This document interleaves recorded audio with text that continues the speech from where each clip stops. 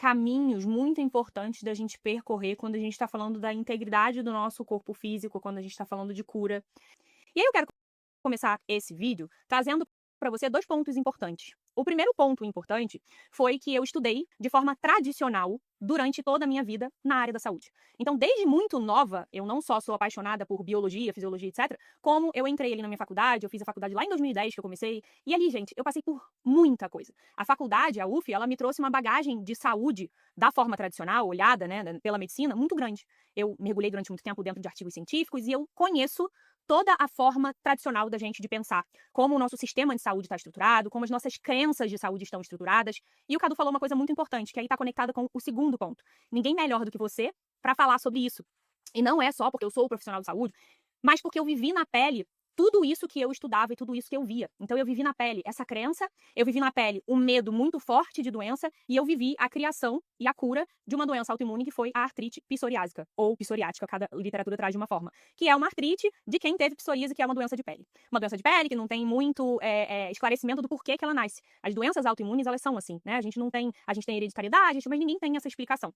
E quando eu falo que eu tive essa doença e que eu me curei dessa doença, eu tô falando pra vocês aqui de uma trajetória gigantesca que eu vou compartilhar com vocês. O primeiro ponto muito curioso é a forma como essa doença foi criada, que pra mim não era claro porque a minha forma de pensar era essa forma tradicional, essa forma clássica. Por isso estar dentro da minha vida, eu não tinha clareza do que realmente era e de como realmente essa doença aconteceu. Mas essa doença, ela foi uma virada de chave muito grande na minha vida. Eu costumo dizer que foi pra mim o ponto de inflexão, que as pessoas falam assim, quando foi a virada de chave? Foi por conta dessa doença. E muitas pessoas vivem isso. Muitas pessoas percebem, quando elas ficam doentes, que elas precisam dar valor a determinadas coisas e que outras coisas não devem mais fazer parte da vida delas. Então, quando a gente tem a vida um pouco ali no limite, isso traz pra gente uma reflexão muito grande. E ali foi um ponto de inflexão pra mim, porque aquele sistema que eu acreditava, que eu me pautava e que eu levava a minha vida, não me trouxe nem as respostas e nem a cura pro que eu precisava.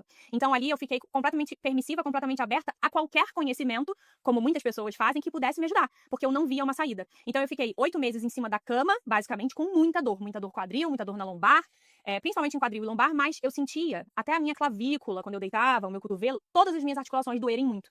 E aquilo, obviamente, me atrapalhou muito nos treinos e em tudo que eu gostava muito de fazer. E por que eu falo que foi uma coisa muito curiosa e hoje eu tenho muita clareza disso? Porque eu tenho plena consciência de que eu criei aquela doença da forma mais literal possível.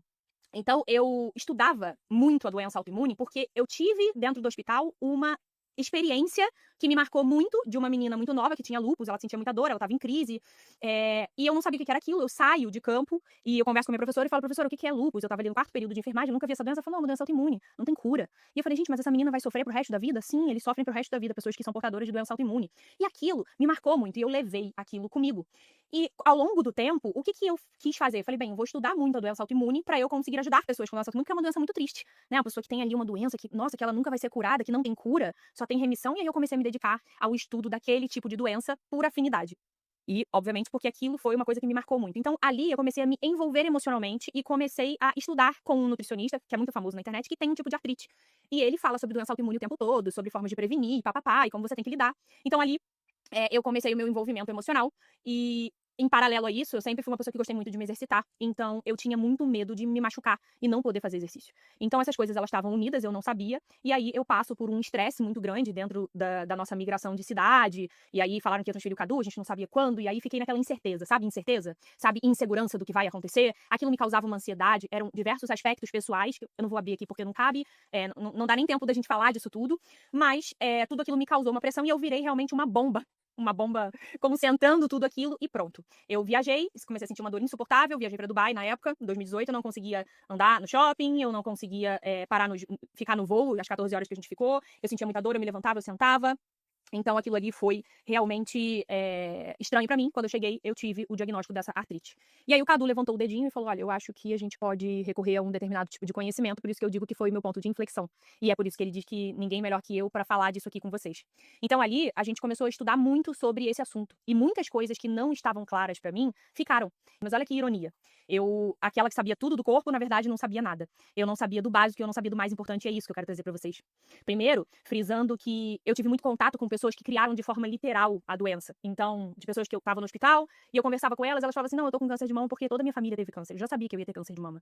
E eu tenho até uma pessoa dentro da minha própria família que acreditou durante pelo menos 5 anos, todas as vezes que eu conversava com ele falava que ele ia ter câncer de próstata, porque todo homem tinha câncer de próstata, porque uma vez uma médica disse isso pra ele. E aí ele já sabia tudo sobre câncer de próstata, inclusive a pessoa que operaria ele, se ele tivesse aquele resultado, e eu vi aquilo ali evoluir ano após ano. Então, eu tô falando isso pra você começar a notar se isso de alguma maneira existe em você. Tanto esse medo, porque a gente vai falar do medo exacerbado, quanto essa questão de criar literalmente aquilo ali, tá? Então, as coisas, elas são muito voltadas, sem que a gente perceba, pra gente acreditar nisso, pra gente acreditar que a hereditariedade é uma coisa importante. Então, quando você chega no médico, ele fala assim, alguém da sua família é diabético? Alguém é hipertenso? Por quê? Ele tá tentando deduzir se você vai ter ou não, se você tem propensão ou não. E aquilo vai entrando na gente de diferentes maneiras. Então, esse é um primeiro ponto importante. E aí, quando eu digo pra vocês que eu não conhecia o corpo, apesar de eu conhecer o corpo, eu era monitora, eu tinha o Guyton de fisiologia de cor e salteado, assim, eu estudei por muitos anos aquele livro, e eu sabia tudo, mas eu não sabia nada. E a primeira coisa que me resta aqui, a primeira coisa que eu quero passar pra vocês, é que o nosso corpo, ele é feito, basicamente, eu não quero ensinar pra você sobre órgão, sobre tecidos, sobre metabolismo. Eu quero dizer pra você que o nosso corpo, ele é feito basicamente de consciências. São consciências reunidas, trabalhando em um esforço colaborativo, em um esforço cooperativo. Elas não trabalham competindo, elas trabalham cooperando. E a gente precisa entender isso de uma forma que é como se a gente imaginasse que a nossa célula é uma mini pessoa, tá? É um bebê, que seja. Eu não sei como você vai colocar isso dentro do seu plano mental, aí dentro do seu raciocínio, como é que você vai ilustrar isso. Mas são consciências. Lembra que tudo que tem forma no mundo tem uma consciência por trás. A consciência, ela cria a forma. E a consciência, ela é essa linguagem universal que permite que a gente se conecte, que permite que a gente consiga transmitir informações. Então, quando a gente está falando do nosso corpo, a gente está falando de uma grande comunidade. É o átomo que se junta para formar a molécula que se junta para formar a célula que se agrupa numa família para formar um tecido, os tecidos que vão se agrupando para formar órgãos e órgãos que vão agindo junto para formar sistemas. Pronto, esse é o seu corpo. Então, você tem sistema urinário composto por bexiga, composto por rim, composto por órgãos. Vê se você me entende. Só que quando a gente vai lá para o básico do básico do básico, para a menor parte ali, a parte que a gente consegue enxergar, que a gente consegue ver, a gente está falando das nossas célulazinhas. E quando a gente está falando de uma espécie, quando a gente está falando de uma consciência que se propõe e que escolhe, de alguma maneira, dentro do seu nível, viver essa experiência, existe uma palavra muito importante, e aí, gente, a gente está falando de qualquer espécie, a gente está falando de qualquer coisa. Existe uma palavra muito importante para que essa existência perdure, para que essa existência continue, para que a gente queira continuar, chamado qualidade existencial. Qual é a qualidade existencial que essa célula tem para conseguir viver, para querer cooperar ou até para conseguir. Consciências, elas são criativas, elas são, cada uma delas, dentro da sua própria natureza, quer se expressar, quer expressar o seu potencial. Então, o nosso corpo, ele quer funcionar, o nosso corpo, ele quer cooperar. E é muito importante a gente perceber isso. Então, a gente vai começar a falar aqui das nossas emoções e do impacto gigantesco que elas têm na qualidade existencial das nossas células. E uma emoção que é muito importante é o medo. Porque o medo, ele tá, assim, presente na gente de diferentes formas, com diferentes aspectos associados a ele. O nosso corpo, ele tem uma inteligência gigantesca para coisas específicas. Então, ele tem como se fossem respostas. Então, vamos botar aqui. Se eu entro com uma bactéria, se eu entro com uma vacina, com um vírus ali que tá atenuado ou morto, esse corpo, ele tá preparado, através da sua inteligência, para combater aquela doença. Então, ele vai formar anticorpos, ele vai dar o jeito dele, ele vai recrutar um monte de soldadinhos ali do sistema imune para combater aquilo ali. Mas o nosso corpo, ele não tem uma reação específica para o medo generalizado. Então, a célula, ela tem uma inteligência, mas ela não tem a inteligência para quando você começa a trazer para ela uma informação de perigo, sem que haja de fato um perigo. Porque esse perigo, muitas vezes, está sendo só imaginado, na maioria dos casos. E o nosso corpo, ele não sabe como agir. Então, ele começa a desenvolver desequilíbrios. Durante muito tempo, eu achei que sinais do meu corpo pudessem acontecer. Por que aconteceram, por que eu peguei a gripe, ou por que... E hoje fica muito claro, principalmente pelo tanto de tempo que eu vivo com esses conceitos, fica muito claro para mim como cada sintoma é uma tentativa de correção e uma tentativa de aviso sobre o meu plano mental. Presta atenção nisso. O seu corpo, ele te avisa a todo momento se há algo errado ou não no teu pensamento, se há algum desequilíbrio. Então, lá no início, eu falei pra você, olha, você pode criar uma doença de uma forma literal e você pode criar uma doença sem fazer nenhuma ideia de como você criou. Por quê? Porque o corpo, ele não tá sabendo agir por causa dos seus pensamentos e dos seus sentimentos. O nosso sistema está estruturado para colocar pra gente, a todo momento, doenças. A gente está falando de medo de morte, medo de morrer e medo de perder pessoas amadas, que começam a trazer pra gente ali uma maneira de pensar completamente, muitas vezes, obsessiva, e a gente não consegue controlar aquilo ali. E medos, outros medos, medo de não ter o teto, medo de não pagar o boleto, medo de não ser aceito, medo de ser rejeitado, medo de ser abandonado, medo de não conseguir expressar a minha própria identidade, medo de não conseguir explorar o meu potencial, a minha identidade, aquilo que eu quero fazer, o meu propósito, de passar nessa vida aqui só sobrevivendo, porque de alguma maneira a gente tem esse conhecimento interior. Nós não estamos aqui só pra sobreviver. Nós estamos aqui pra explorar o nosso potencial e pra se divertir. Presta atenção nisso que eu tô falando pra vocês. A diversão, ela é algo crucial na nossa vida e a gente perdeu muito disso. E muito por isso as nossas células não têm qualidade existencial, não tem como viver num ambiente de pânico, de medo. É só a gente criar uma correspondência. Se eu botar você no meio de um monte de gente que tá com muito medo, como que você vai conseguir reagir dentro daquele ambiente? Você vai sentir aquilo ali.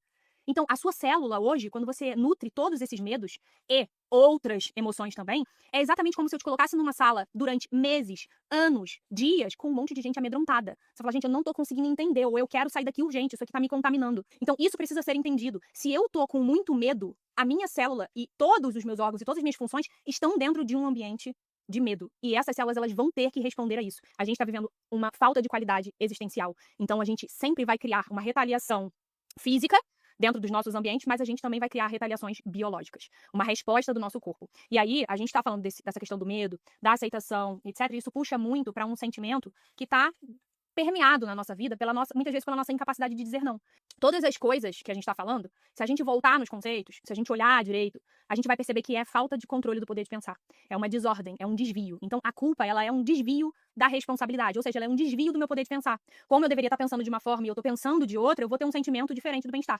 E a culpa, ela vai trazer isso pra gente. Eu começo a alimentar aquilo ali muitas vezes porque eu disse não. Eu disse que eu não queria. A gente está falando de um trem de causa e efeito. Ninguém cria uma doença do dia pra noite.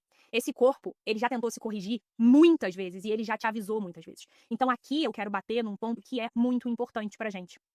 O nosso corpo, ele vai falar através de sintomas. E você, eu e todos nós vamos ter que estar atentos a esses sintomas pra gente fazer pequenas correções. E essas pequenas correções diárias vão ser suficientes pra que a gente não crie uma doença. Às vezes a gente escuta as pessoas falando assim, não, porque você vai ver, você tá fazendo tal coisa, daqui 10 anos você vai ver. Meu amigo, vamos olhar pro hoje aqui e vamos ver o que a gente consegue corrigir aqui, olhar pra cá, ver quais são os sintomas que meu corpo está trazendo, que ele está falando comigo, pra gente conseguir corrigir. Se a gente corrigir, a gente não vai ter nada. Então eu preciso pensar nesse ponto, quer dizer, é um trem de causa e efeito. Todos os dias, aquilo ali vai me dar muitos sinais antes de acontecer. E que sinais são esses? Como é que a gente pode olhar para esses sinais e reconhecer? São sinais que a gente leva na nossa vida de forma muito leviana. Eu tô falando de dor de cabeça, eu tô falando da enxaqueca, eu tô falando do intestino preso ou solto, eu tô falando das dores na coluna, dor no braço, dor na perna, candidíase de repetição, acne, alergias, sistema imune desregulado, toda hora, sinusite, amidalite, enfim, todas essas coisas, qualquer sintoma, o nosso corpo, ele não é feito para adoecer. Existe uma inteligência tão linda e tão gigantesca nessas células, assim como existe na gente, dentro desse potencial, que a gente consegue corrigir todas as vezes. Eu tô passando por um desafio, incluindo colocar um novo cenário de vida para conseguir alcançar, para mudar a minha autoimagem. A primeira coisa que grita no meu corpo é a minha lombar. São as dores aqui, ó, a dor nas costas. Aí você vai pro treino, você se machuca no treino. Aí você fala assim, poxa, eu me machuquei no treino. Não, a lombar já estava inflamada ou já estava machucada e ali você teve só um gatilho para aquilo ali se manifestar. Quando a gente aprende a olhar para o nosso corpo e ver quais são as coisas que estão causando aquilo ali, ou seja, quais são os pensamentos que eu preciso corrigir, muito através da minha percepção, muito através de compreensão, eu mudo o jogo, tá? Eu começo a entender que eu não vou ter doenças se eu souber corrigir essas coisas. Então, se a minha coluna tá falando comigo, eu vou ter que fazer uma reflexão sobre os meus pensamentos, sobre o que eu venho nutrindo. Por que eu estou insegura? Por que eu estou com medo? Entender essas emoções, gente, e fluir junto com elas, isso é muito importante. Eu não posso me culpar porque eu estou com medo, eu não posso... Esses sentimentos, eles fazem parte da vida humana. Eles fazem parte do nosso processo. Então, a gente precisa ter um pouquinho de paciência com a gente, olhar e falar assim, caramba, eu preciso corrigir isso. E, poxa, eu vou ter paciência pra corrigir isso, até que eu consiga liberar a minha coluna, até que eu consiga superar esse medo, porque eu tô estudando, porque eu tenho mais compreensão, porque eu percebo as verdades da vida, porque eu consigo, ali, de repente, mudar a minha percepção sobre os fatos. E eu entendo, e isso é uma chave que a gente tem que virar, que bem-estar é um estado interior e que a gente tem tudo, botem na cabeça de vocês, tudo que a gente precisa pra gente se sentir bem. Não quer dizer que você não possa buscar mais coisas pra você se sentir feliz com aquelas coisas. Não tô falando isso. Mas eu tô dizendo pra você que você pode ser feliz independente da situação em que você se encontra. Se você trabalhar a sua percepção, você vai encontrar coisas boas em absolutamente qualquer situação. Inclusive grandes aprendizados. Então a gente precisa conseguir se sentir bem acima de qualquer coisa. Uma vez, o Cadu, ele tava falando comigo, né? A gente tava dentro desse processo da doença autoimune. E ele falou assim pra mim. Ele falou, amor, a gente vai se mudar. Mas você precisa aprender a se sentir bem aqui. Porque se você não aprender a se sentir bem aqui, quando você entrar em um outro lugar, você também não vai se sentir bem. Porque o problema não é o lugar, o problema é a sua percepção sobre as coisas, o problema é a forma com que você encara as coisas que você vive. Então a gente precisa entender que a gente tem tudo pra ser feliz. Tanto tem que eu tenho sim. A pessoa fala, não, é por causa de dinheiro que eu não sou feliz. Não, tanto tem que eu tenho a pessoa pobre, paupérrima, e isso é uma coisa pra você anotar aí. Eu tenho uma amiga que ela foi fazer um trabalho voluntário na África, e ela falou pra mim assim, amiga, eu nunca vi um povo tão feliz na minha vida. Então, você precisa ver que, independente da pobreza ou da riqueza, você consegue encontrar pessoas que muito, muito pobres, abaixo da linha de pobreza, que realmente se sentem felizes ali. Porque elas conseguem perceber pequenas coisas que valem a pena na vida. Elas conseguem ter a percepção sobre o que vale a pena. E elas, de alguma maneira, conseguem ignorar aquilo que é difícil. E você também precisa perceber que existem pessoas ricas, muito ricas, que são extremamente infelizes. Então, a gente precisa entender que não é a nossa condição que faz a gente ser feliz. E isso é verdade. Porque em vários momentos você vai se pegar, às vezes, tendo tudo e falando, eu não tô feliz, ou eu não tenho bem-estar. Tá? Então isso é uma coisa que eu quero trazer pra vocês, encontrar o bem-estar e trabalhar os pensamentos, as oscilações emocionais com paciência e com compreensão, obviamente, isso vai ajudar muito a gente a trazer qualidade existencial para as nossas células. Eu quero falar com vocês que essas correções, elas também, assim como uma doença, a cura, também é um trem de causa e efeito. Então ela também precisa ser feita todos os dias na nossa vida, de diferentes formas, mas principalmente corrigindo o que tá causando. E muitas vezes a gente vai se pegar com determinados caminhos físicos e a gente talvez, por bobeira nossa, vai ignorar esses caminhos físicos e a gente não deve ignorar. Quando a gente está buscando por uma cura, quando a gente está buscando por algo, por alguma resposta, muitas vezes essa resposta vai se materializar na nossa frente através de um protocolo, através de um profissional, através que de repente vai aumentar a qualidade existencial das nossas células enquanto nós estamos ali trabalhando o nosso psicológico para atuar na causa. Então não ignorem as pessoas ou os caminhos que aparecem na frente de vocês. O esforço colaborativo e o caminho físico, eles estão ali para ajudar a gente a trazer aquilo que a gente precisa fazer, aquilo que a gente precisa. Então médico não precisa e não deve ser ignorado. Protocolos, coisas que aparecem na nossa frente, muitas vezes vão ser materialização daquilo que nós estamos selecionando como uma possibilidade, que é a cura. O sono, anota isso, por favor. O sono fracionado, ele é uma ferramenta fundamental para o nosso controle emocional. Todas as vezes que eu durmo muito, 8 horas seguidas, 7 horas e meia seguidas, e eu faço isso há muito tempo com o Cadu, esses testes, eu fico muito mais descontrolada emocionalmente falando. Então eu fico mais ansiosa, depois eu fico apática por bastante tempo. Então a gente faz esses testes pra ver. E ali você tem outros sinais. Junto com a apatia, muitas vezes eu vejo uma grande flacidez muscular, uma falta de controle maior do meu pensamento, uma falta de clareza, uma falta de libido. Então essas variações, elas mostram pra gente do dia pra noite que a gente precisa corrigir o nosso sono.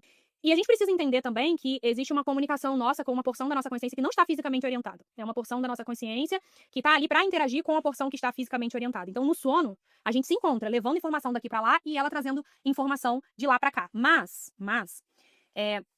diferente da nossa porção fisicamente orientada, que trabalha muito com relação de causa e efeito, essa porção que não está orientada, nosso eu interior, que a gente poderia chamar, lida muito com possibilidades, com probabilidades. Então, quando eu vou dormir, eu preciso ser muito clara sobre a probabilidade ou a possibilidade que eu quero na minha vida, que eu estou escolhendo. Então, na hora de dormir, quando a gente está falando de processo de cura, muito importante a gente entrar em sonos profundos, mas muito importante a gente dar clareza para nossa porção, para o nosso eu interior, conseguir selecionar aquela probabilidade. Olha, eu quero viver a cura. Eu imagino, eu durmo imaginando a minha cura, eu durmo imaginando o meu corpo funcionando, eu durmo imaginando as células colaborando e funcionando de forma adequada, tá? Então, essa sugestão na hora de dormir, muita gente pergunta, mãe, fala sobre sugestão do sono. Gente, a sugestão é para ser feita da forma como você preferir.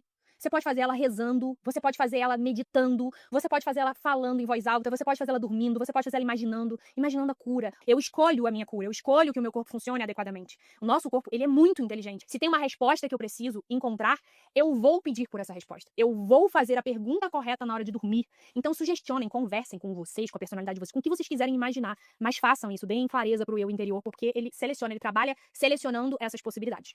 E a última coisa que eu tinha pra dizer, e que tá ótimo, Tamara, que eu vou dizer e não esqueci, é o seguinte: relacionamento, dinheiro e saúde estão completamente conectados, tá? Então, quando a gente tá falando desse tripé, a gente precisa perceber que uma coisa influencia na outra. Então, se eu estou desenhando os meus projetos, ideias cheias de esforço, altamente estressantes, que vão me colocar em ambientes que eu não desejo estar, eu estou fazendo errado. Por quê? Porque eu vou influenciar no meu bem-estar e eu vou influenciar na minha saúde. Se eu estou num relacionamento altamente abusivo, ruim, que não faz mais sentido pra mim, e eu não consigo dizer não, e eu me vitimizo, isso vai influenciar, sim, na nossa saúde, tá? Então a gente tem que trabalhar em todos os pilares possíveis. Hoje, a gente tem uma vida, uma rotina maravilhosa.